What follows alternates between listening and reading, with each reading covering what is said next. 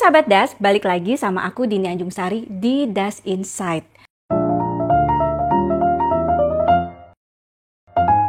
Kali ini kita bakal obrolin sesuatu yang jujur sering banget bikin kita pusing 7 keliling. Yes, manajemen keuangan. Siapa yang gak kenal Timothy Ronald? Anak muda yang satu ini sukses banget di usia muda. Apalagi kalau soal mengelola keuangan. Kalau ngomongin tips keuangan, siapa yang gak kenal sama Raditya Dika? Dia sering banget berbagi ilmu, mulai dari pentingnya punya dana darurat, investasi, sampai trik jitu menghindari hutang. Aku akan bagi menjadi 5 poin, dan poin kelima menurut aku merupakan bagian yang paling penting.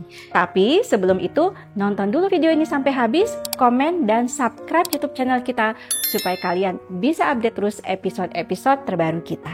Oke sahabat Das, sebelum kita masuk ke teknisnya, aku mau ajak kalian mikir sejenak, kenapa sih penting banget kita punya skill manajemen keuangan yang baik? Jujur aja, dulu aku tuh juga sering mikir, nanti ajalah urusan duit mah gampang. Tapi ternyata kalau duit nggak diurus, kita yang nanti diurus sama duit. Nah, yang pertama nih, biar nggak gampang panik. Pernah kan tiba-tiba ada kebutuhan mendadak, terus langsung keringet dingin karena nggak ada duit. Nah, kalau kita punya dana darurat, insya Allah kita jadi lebih tenang. Yang kedua, mewujudkan mimpi. Mau beli rumah, mau beli mobil, liburan ke luar negeri, sekolahin anak ke tempat yang terbaik, semua butuh uang dan itu butuh perencanaan. Yang ketiga, bebas dari jerat utang. Ini nih dia nih, momok yang paling menakutkan. Utang konsumtif itu kayak pasir hisap. Makin ditarik, makin dalam. Kita nggak mau hidup kita tuh cuma buat bayar cicilan melulu. Yang keempat, masa tua santai. Kita semua pasti pengen kan nanti pas kita udah tua bisa nikmatin hidup tanpa khawatir soal uang. Nah, dari sekarang kita harus nabung buat pensiun. Kelima, punya pilihan hidup. Ketika finansial kita sehat, kita punya kebebasan untuk memilih, mau ganti pekerjaan, mau fokus ke passion, lebih tenang karena ada bantalan finansial. Jadi intinya melek finansial itu bukan cuma soal kaya raya, tapi lebih ke hidup tenang, punya pilihan, dan bisa mewujudkan mimpi. Setuju? Nah, langkah yang paling dasar dan krusial yaitu kenali dulu uang kamu. Ibarat mau masak, kita harus tahu dulu nih bahan-bahannya. Yang pertama yaitu pemasukan. Dari mana aja sih pemasukan kamu datangnya? Pertama misalnya dari gaji bulanan, dari jualan online, uang jajan dari orang tua, ini buat yang masih sekolah atau yang masih kuliah ya. Pokoknya semua uang yang masuk ke kantong kamu, itu mesti dicatat. Yang kedua, pengeluaran. Kemana aja sih duit kamu pergi? Nah, ini nih bagian yang sering bikin kita kaget di akhir bulan. Pengeluaran rutin, misalnya seperti pengeluaran wajib, misalnya kayak sewa kos, sewa rumah, cicilan, listrik, internet, transportasi, makan sehari-hari. Ini yang nggak bisa ditawar-tawar. Yang kedua, pengeluaran non-rutin. Nah, ini penting tapi nggak tiap bulan. Misalnya kalau kamu punya asuransi, kemudian misalnya kayak servis kendaraan, bayar pajak tahunan. Nah, yang ketiga itu adalah pengeluaran gaya hidup. Nah, ini nih yang sering jebol.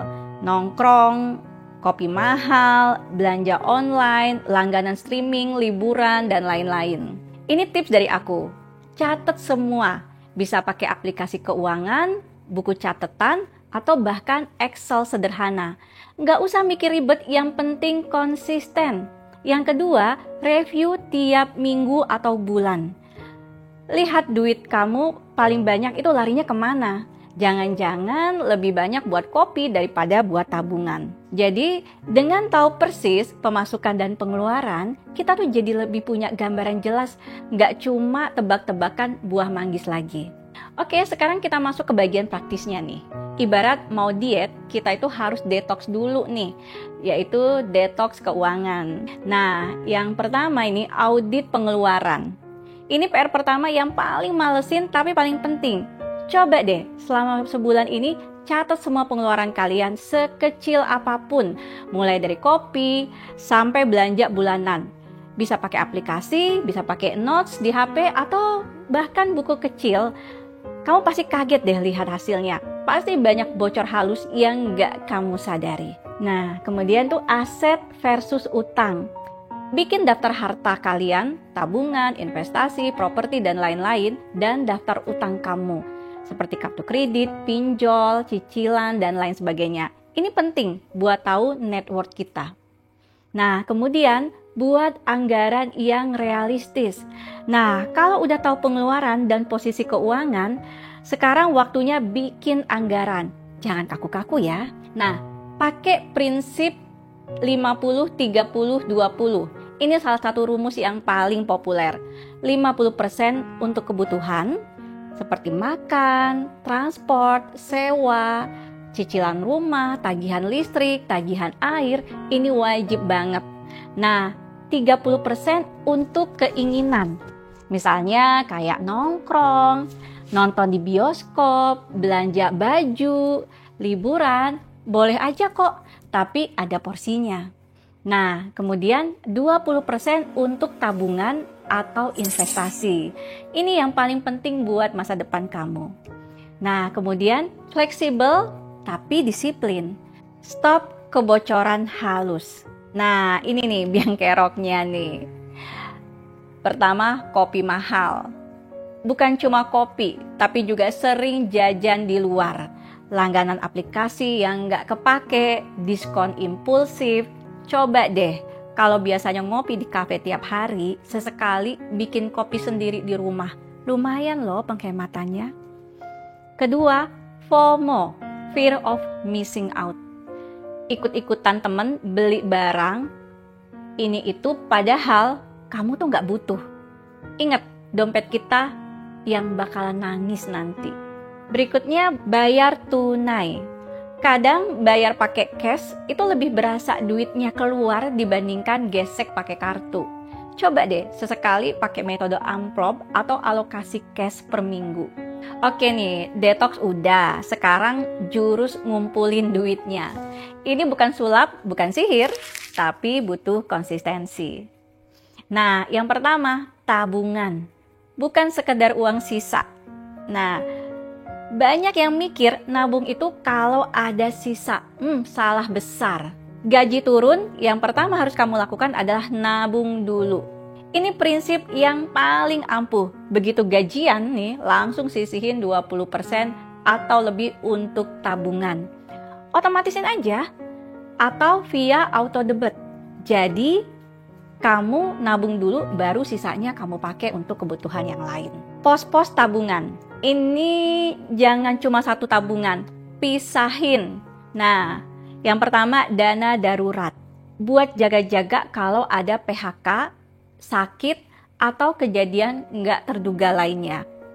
Taruh di rekening terpisah yang mudah diakses tapi nggak gampang tergoda buat ditarik. Yang kedua, tabungan tujuan. Seperti mau liburan, DP rumah, atau beli barang impian. Bikin deh posnya sendiri.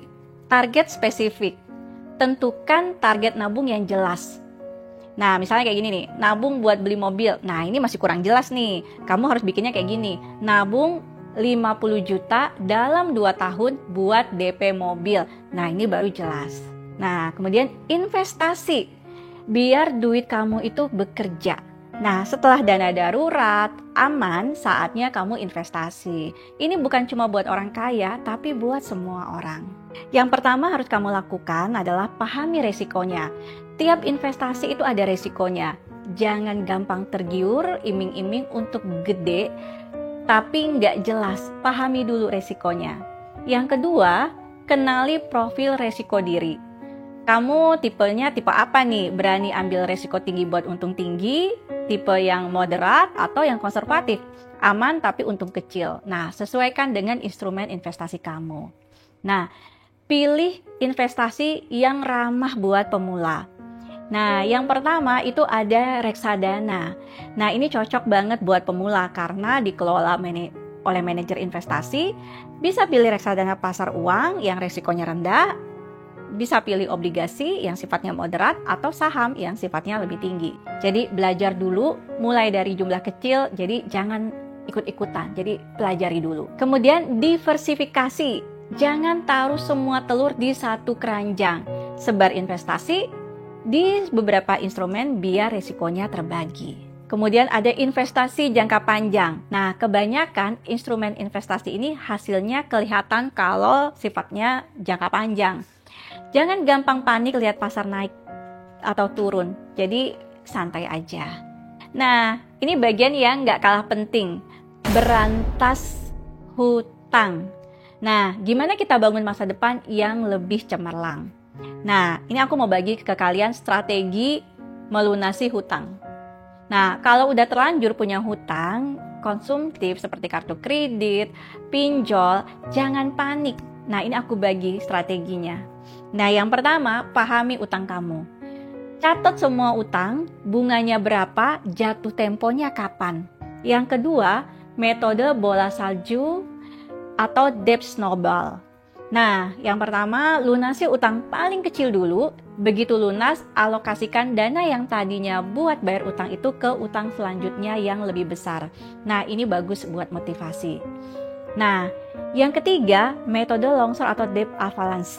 Nah, jadi lunasi utang dengan bunga paling tinggi dulu. Nah, ini lebih efisien secara matematis karena mengurangi bunga yang harus dibayar. Nah, yang kelima, stop utang baru.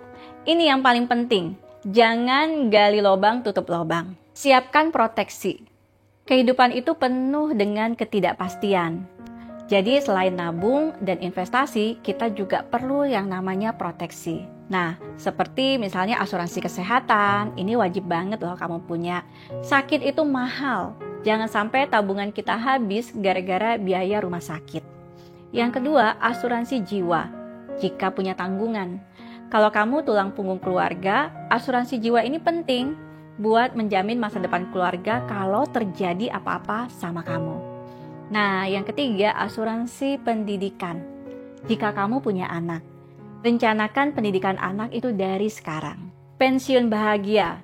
Nah, siapa sih yang nggak mau pensiun tenang tanpa pusing mikirin duit? Nah, yang pertama, mulai sedini mungkin. Semakin cepat kamu nabung buat pensiun, semakin sedikit uang yang perlu kamu sisihkan setiap bulan berkat kekuatan compounding interest atau bunga per bunga. Yang kedua, instrumen pensiun seperti DPLK atau dana pensiun lembaga keuangan. Ada reksadana, saham, atau properti yang bisa disewakan. Jadi konsultasikan sama perencana keuangan kalau kamu bingung. Yang ketiga, hitung kebutuhan pensiun. Coba deh hitung, kira-kira nanti pas pensiun butuh duit berapa sih per bulan? Dari situ kita bisa mulai target investasinya seperti apa. Nah, semua tips tadi nggak akan jalan kalau mindset kita nggak bener. Nah, ini kuncinya. Yang pertama, sabar dan konsisten. Manajemen keuangan itu maraton, bukan sprint. Hasilnya tuh nggak instan. Yang kedua, jangan bandingkan diri dengan orang lain. Di media sosial semua orang pamer kekayaan. Ingat itu cuma permukaannya aja. Fokus pada tujuan keuangan kamu sendiri. Yang ketiga, investasi leher ke atas. Terus belajar soal keuangan, baca buku, ikut webinar, tonton channel Dash Diary salah satunya. Pengetahuan itu investasi terbaik. Keempat, rayakan pencapaian kecil. Ketika berhasil mencapai target nabung atau melunasi hutang, kasih hadiah kecil buat diri sendiri biar motivasinya tetap terjaga. Yang kelima, berani bilang tidak. Tidak untuk ajakan boros, tidak untuk pinjaman yang nggak perlu. Yang keenam, jangan takut gagal. Kalau sesekali meleset dari anggaran, jangan langsung putus asa. Perbaiki dan mulai lagi. Nah, sahabat Das, nggak terasa ya, kita udah obrolin cukup lama loh. Gimana sih caranya biar masa depan finansial kita nggak amburadul? Mungkin kelihatannya banyak banget yang harus dilakukan. Tapi ingat, langkah kecil yang konsisten itu lebih baik daripada rencana besar yang cuma jadi wacana. Manajemen keuangan itu bukan cuma soal pelit atau hidup irit. Bukan. tapi seberapa bijak kamu mengelola apa yang sudah kamu punya dan bertanggung jawab sama diri dan masa depan kamu. Terima kasih untuk sahabat Das yang sudah menonton video ini sampai selesai. Sampai bertemu di episode berikutnya. Bye!